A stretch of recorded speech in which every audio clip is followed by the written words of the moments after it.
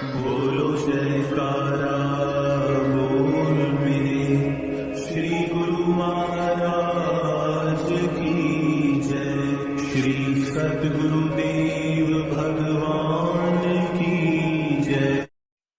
गुरुमुखो, इस दुर्लभ मनुष्य योनि को पाकर भी जो अपना परलोक नहीं संवारते, वे जीव परलोक जाने पर यमदूतों के हाथों कष्ट प्राप्त करते हैं।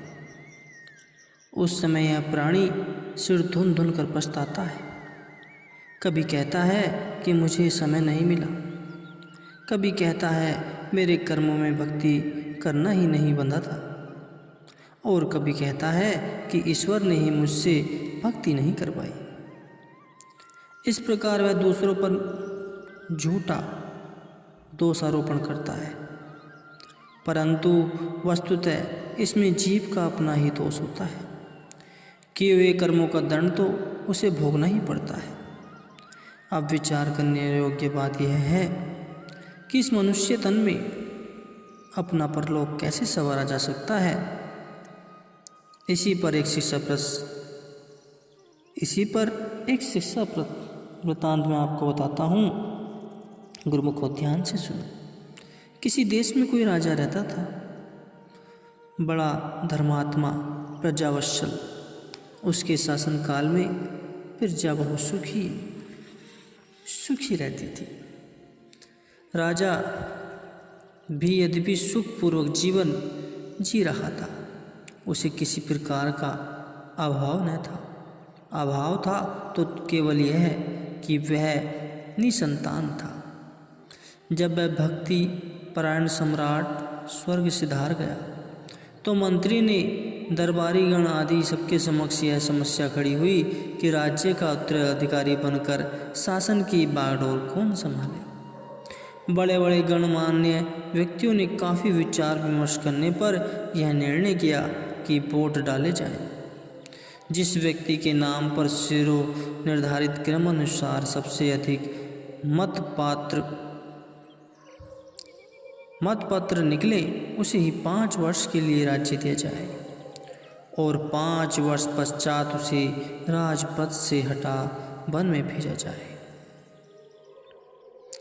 इस निर्णय को सभी ने सहर्ष स्वीकार किया, जिससे यही नियम उस राज्य में लागू हो गया कि प्रत्येक 5 वर्ष पश्चात मतदान होता और जिस व्यक्ति के पक्ष में अधिक वोट डलते उसी को ही 5 वर्ष का राज्य संभालने का भार दिया जाता।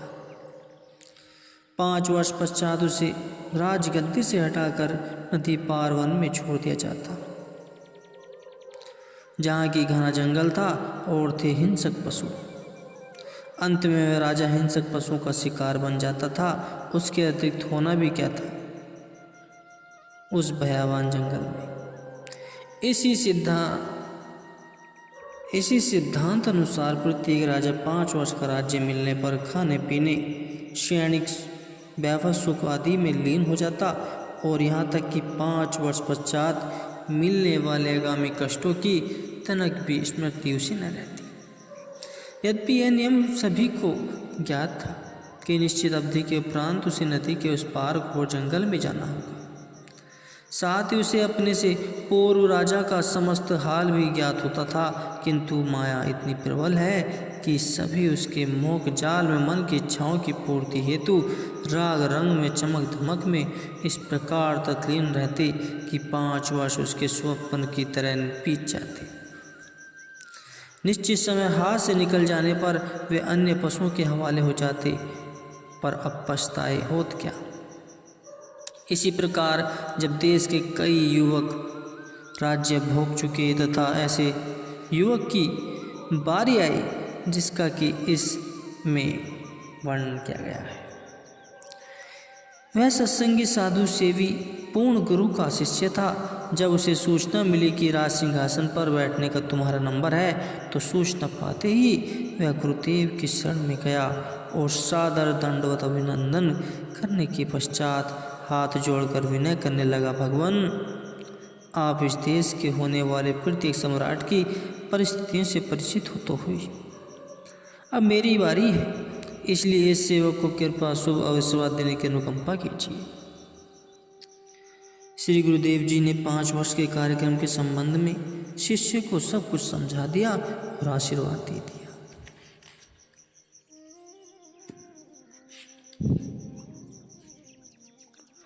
अपने गुरुदेव जी के आशीष और आज्ञा पाकर युवक भक्त लौट आया। निश्चित दिन आने पर उसे सिंहासनारोहण किया गया। गुरुदेव गुरुमुख तो वह था ही, साथ उसे प्राप्त था पूर्ण गुरुदेव का कृपा पूर्ण शुभ आशीर्वाद। जहाँ महापुरुष का आशीर्वाद प्राप्त हो वहाँ पर कठिनाइयाँ या दुविधा का तो प्रश्न नहीं उठता। हर तरफ सफलता ही सफलता हस्तगत होती है। श्री आज्ञानुसार उसने सबसे पहले नदी पार के समस्त वन को प्रथम वर्ष में कटवा कर साफ करवा दिया। शासन काल के दूसरे वर्ष में उसने वन खंड में पानी छुड़वा दिया ताकि कटीली झाड़ियों की जड़ें भी निकलवा दी जाए। तीसरे वर्ष में रमणीय बाग बगीचे लगवा दिए। चौथे वर्ष में लोगों के ठहरने के लिए मकान और बाजार बनवाए।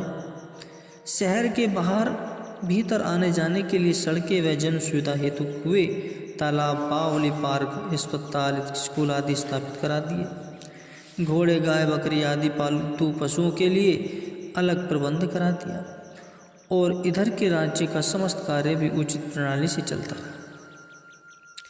हुआ यह है कि 4 वर्षों में वहाँ एक अद्भुत भवनों से युक्त नगर बस गया। वन का तो वहाँ नाम तक न रहा था।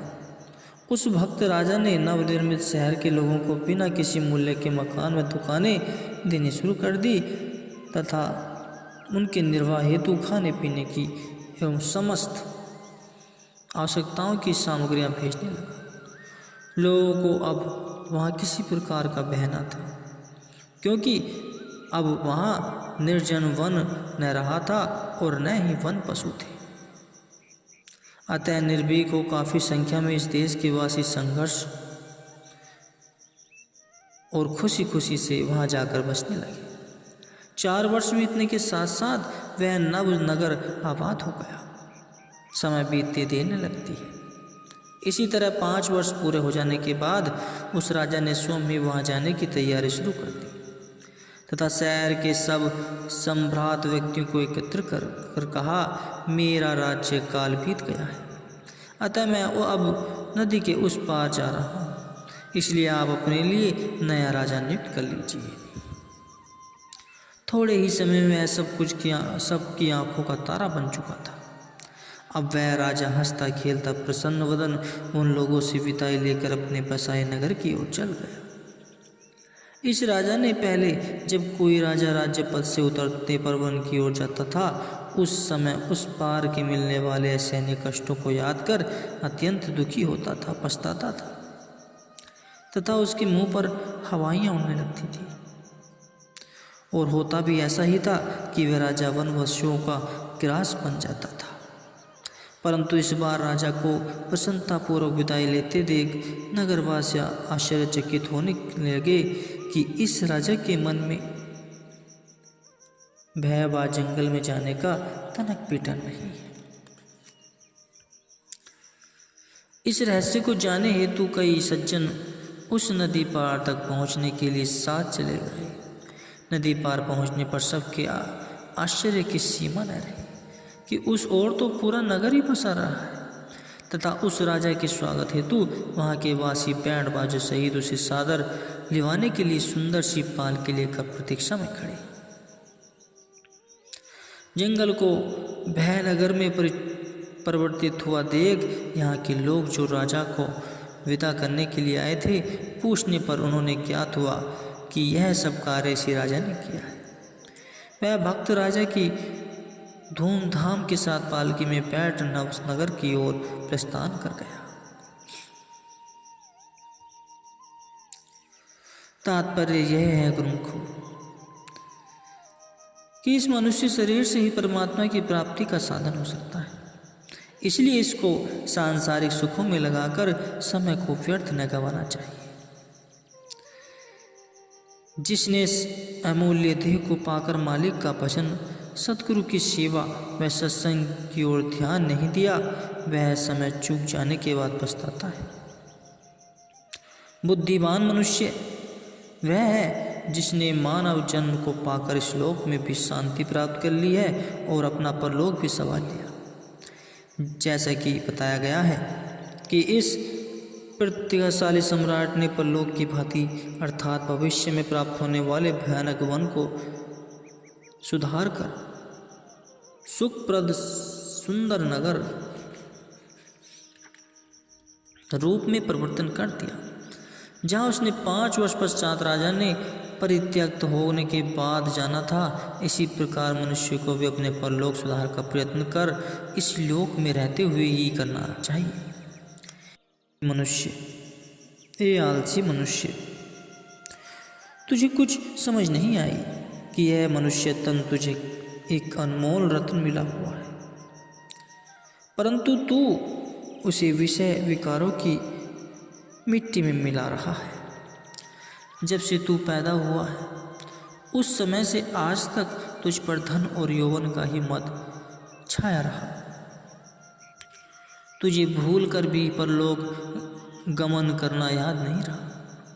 हे भोले मुसाफिर, यह संसार तो एक पानशाला है, इसलिए यहाँ अपना अधिकार न जमा। न मालूम कब तुझे यहाँ से चलने का अर्थात मौत का पैगाम बुलावा आ जाए। दिन रात कोच का जो नगाड़ा बड़े जोरों से बज रहा है, तो अचेत होने के कारण उसको सुनता ही नहीं। यह अपना शरीर ही तुझे शिक्षा दे रहा है। आज जवानी, कल प्रौढ़ावस्था, परसों बुढ़ापा। अपने क्षणभंगुर शरीर की अवस्था को निहार और उससे शिक्षा ग्रहण कर। अपनी जिस संतान के कारण तू दिन रात करके काम धंधों में लगा हुआ, वही निजी संतान अंतिम समय में तुझे शमशान घाट में जला आएगी अथवा भूमि में दफना देगी। गरीबी या अमीरी दोनों ही अवस्था में मरते समय एक कफन के सिवा तुझे कुछ नहीं मिल सकता, तथा यह भी निश्चित नहीं कि अंतिम समय में तुझे कफन भी मिलता है अथवा नहीं, क्योंकि ऐसे कई प्रमाण हैं जिन्हें की मृत्यु के उपरांत कफन तक की उपलब्ध नहीं हो सकता।